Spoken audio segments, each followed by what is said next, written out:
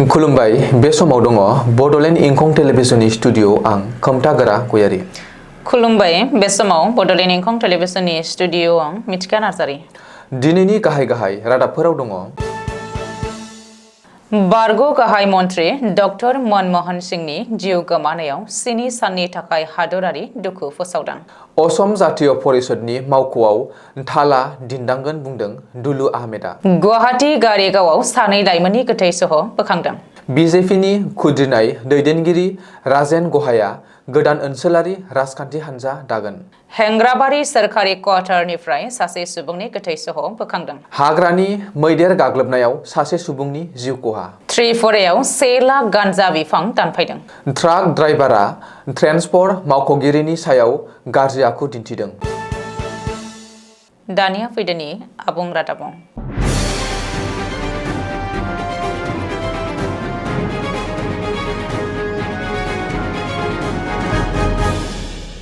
गोलाव सम जब्रायाव गोग्लैनानै थानाय बारग' गाहाय मन्त्रि डक्टर मनमोहन सिंहआ 92 बोसोर बैसोआव रुंसारि जाबाय। बृहस्पतिबार खालि हरनि 9:51 रिंगायाव दिल्लीनि एम्सआव जोबथा हां लादों बारग' गाहाय मन्त्रिया।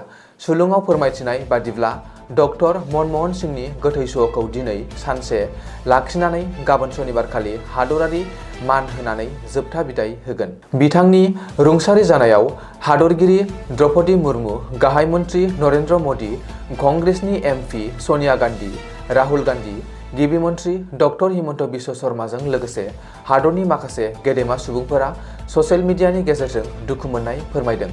सोरखारि सुलुङाव फोरमायनाय बादिब्ला बारग' गाहाय मन्थ्रिनि रुंसारि जानायखौ लानानै दिनै हादरनाङै गासैबो सोरखारि हाबा-हुखाफोरखौ केन्सेल खालामनाय जादों। बेनि अनगायैबो हादरनाङै 7 साननि थाखाय हादरारि दुखु फालिनो फोसावदों। बे समफोराव जेबो रोखोमनि हारिमुआरि हाबाफारि जानाय नङा आरो सिगाङावनो थि जाखानाय हाबाफारिफोरखौबो मिरु सोरखारा केन्सेल खालामदों। रिपर्ट बायदिब्ला बारग' गाहाय मन्त्रि डक्टर मनमोहन सिंहआ रुंसारि जानाय समाव मैया कंग्रेसनि आफादगिरि मल्लिकार्जुन खरगे आरो एमपि राहुल गान्धीआ कर्नाटकआव दंहैयोमोन। कंग्रेस वार्किं कमिटिनि मेलाव बाहागो लादोंमोन मल्लिकार्जुन खरगे आरो राहुल गान्धीआ आरो बारग' गाहाय मन्त्रि डक्टर सिंहआ रुंसारि जानायनि खौरां मोननाय लोगो लोगो दिल्लीयाव रावना होबोयो। मख'नो गोनांदि बिथांनि रुंसारि जानायाव इन्डियान नेशनेल कंग्रेसआ फैबाय थानाय 7 साननि थाखाय दोलोनि गासैबो खामानिफोरखौ दोनथ'नो फोसावदों। बे सानफोराव दोलोनि फिरफिलाखौ ससे बिरहोनाय जागोन। साननैसो उनाव असम जातीय परिषद सुंद'यै एजेपिनि मावख'आव थाला दिन्दांगोन। जातीय परिषदनि दैदेनगिरि आरो सोद्रोमाफोरा दोलै नोगोरै तृणमूल कंग्रेसआव जगदान खालामगोन। अखिल गगैआ बद्रुद्दीन आजमलनि नकल कपि।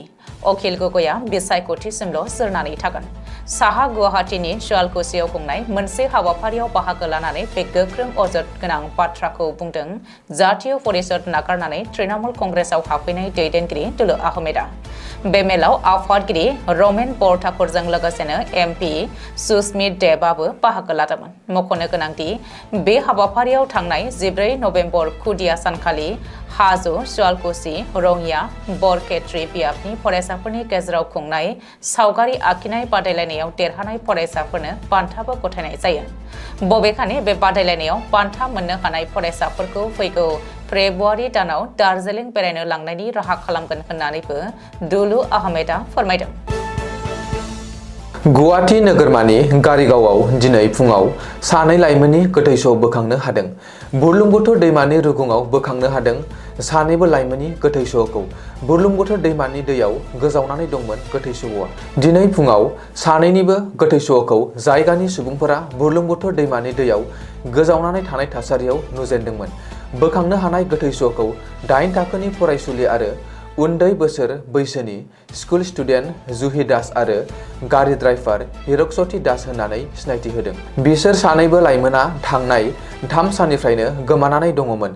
हिरकज्योतिआ जुहिखौ लांखारदों होननानै जुहिनि नखरनि सुबुंफोरा जालुकबारि पुलिस थानायाव एजाहारबो होदोंमोन। रिपर्ट बायदिब्ला जुहि आरो हिरकज्योति दासमोनहा सानैजों रिलेशनशिपआव दंमोन आरो बिसोर 2बो बुरलुंबुथुर दैमायाव बारजुमनानै गावसोरखौनो फोथैनानै लादों होननानैबो सन्देह खालामनाय जादों। बे जाथायनि बागै खौरां मोननाय लोगो लोगो मालिगाव पुलिसा जाथायसालियाव थांनानै सानैनिबो गोथै सहखौ बोखांहोयो आरो पस्टमर्टेम आनजाद खालामनो थाखाय दैथायहरनानै बेनि सायाव नायबिजिरनो जागायो। बबेखानि नायबिजिरनायनि गेजेरजोंसो बे जाथायनि गुबै जाहोना सोराङाव फैसिगोन। आसाम रायजोआरि बिजेपिनि दैदेनगिरिफोरनि हेंथायै राजेन गहायनि खुद्रिनाया गोख्रोंसिन जादों। बेनिनो फिथाइ महरै बिजेपिनि खुद्रिनाय दैदेनगिरि मिरुनि बारग' रायजोआरि मन्थ्रि राजेन गहायनि दैदेननायाव रायजोआव मोनसे गोदान राजखान्थि हान्जा जोनोम जानो थांगासिनो। राजेन गहाया बे साननैसोआव दोलोनि हेंथायै खुद्रिनाय माखासे गागि दैदेनगिरिफोरजों गले गले सावरायगासिनो दङ। बेल' नङा, अखं आसामनि माखासे ओनसोलाव मेल मिटिं खुंनानै बिजेपिनि हेंथायै उदाङै बाथ्रा बुंनो लादों आरो गावनि खुद्रिनायखौ दिन्थिफुंदों। नगावनि बारग' एमपि आरो मिरुनि बारग' मन्थ्रि राजेन गहाया आसाम बिजेपिनि सायाव खुद्रिनाय माखासे दैदेनगिरिफोरखौ लानानै मोनसे गोदान ओनसोलारि राजखान्थि हान्जा दानो सावरायनाया सोलिगासिनो दङ होननानै खौराङाव ओंखारदों। बबेखानि 2026 मायथाइनि बिधानसभा बिसायख'थि आरो जानो गोनां पन्चायत बिसायख'थिनि सिगां सिगां बिजेपिनि गोजाम दैदेनगिरिफोरनि दैदेननायाव गोदान ओनसोलारि राजखान्थि हान्जानि जोनोम जामारोब्ला आसामनि राजखान्थि थासारिया सोलायनो हागौ।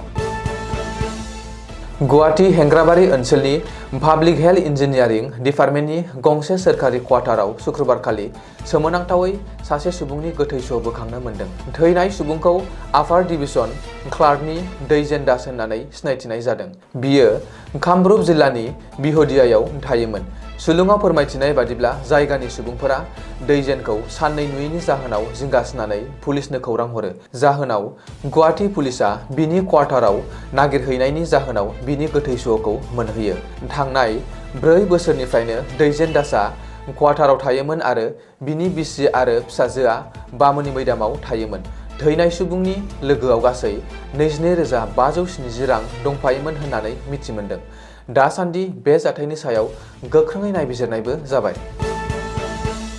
रारिनि फिटबारि ओनसोलनि साखाथियाव फुंनि समाव हाग्रानि मासे मैदेरा फैनानै हरखाबै गाग्लोबफैनायनि जाहोनाव सासे सुबुङा थैदों। बे दुखुनांथाव जाथाया पुरनबारियाव जादों। साखाथिनिनो हाग्रा जायगायाव गांसो हानो थांनाय समाव मैदेरा हरखाबै गाग्लोबफैनायनि जाहोनाव 45 बोसोर बैसोनि बायदा बर'आ जायगायावनो थैयो।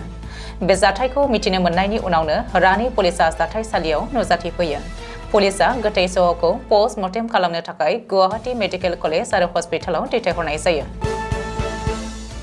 कलमसेरा पुलिस स्टेशना त्रिपुरा स्टेट राइफल्सजों लोगो नांना मोनसे गिदिर अपारेशन खालामनायनि गेजेरजों बृहस्पतिबारखालि 1 लाखनिबो बांसिन आयेननि बेरेखायै आबाद मावनाय गान्जा बिफांफोरखौ दानफायदों। मख'नो गोनांदि गुबैयै गान्जा आबादखौ मणिकियानगर आरो बेलुआसार ओनसोलाव मावनाय जादोंमोन। एन्टि नारकटिक्स ड्रन केमेरानि गेजेरजों बैफोर आबादखौ फोजोबस्रांनायाव जाफुंसार जानो हायो। सुलुंनिफ्राय मोनथिनो मोननाय बादिब्ला गान्जाखौ गासै 30 एकड़ हायाव मावदों आरो गोबां बिबांनि गान्जा दिहुनना फालांगि खालामनो थाखाय थांखि लानायबो जादोंमोन। बेखौबो फोरमायबावनाय जादोंदि अफिसार इनचार्ज नादुगपाल देबनि दैदेननायनि गेजेरजों बे गोख्रों अपारेशन खालामनायनि जाहोनावनो आयेननि बेरेखा फालांगि खालामनायनि बे गिदिर थांखिखौ फोजोबस्रांनो हानाय जायो। हजाय जिल्लानि सिङाव थानाय जमुनामुखनि सर'फोथार ओनसोलाव मोनसे सोमोनांथाव जाथाय, जेराव सासे जौ फेनाय ट्राक ड्राइभारा 4-लेन नेशनेल हाइवेआव गाज्रि आखु दिन्थिनाय जाथाया सोराङाव फैदों। ट्राक ड्राइभारखौ कारुपेटियानि थागिबि मजिबुर रहमान होननानै सिनायथिनो हादों। इन्सपेक्शनखौ नोजोर होनानै पुलिसा आरो ट्रेन्सपर्ट बिफाननि मावख'गिरिफोरा लंका फारसे इथा लांनाय ट्राकखौ लाखिनायावनो बे जाथाया जादोंमोन। मख'नो गोनांदि ट्रेन्सपर्ट बिफाननि सासे मावख'गिरिया ट्राकआव गाखोनानै सिग्रोमनायाव ड्राइभारा पुलिसनिफ्राय खारग'नो नाजानायावनो पुलिसखौ ससे बुद्रुलांदोंमोन। ट्राकनि इग्निसखौ बन्द खालामनायनि उनावसो पुलिसा खुनुरुखुमै गिदिर खैफोदनिफ्राय रैखा मोन्दों होननानै सुलुङाव फोरमायदों। दासान्दि पुलिसा दायनिगिरि मजिबुर रहमानखौ खानानै सोंलु सोंनो थाखाय कास्टडियाव लांनाय जाबाय। दिनैनि रादाबा एसेनोसै। गोजोन्थों। गोजोन्थों।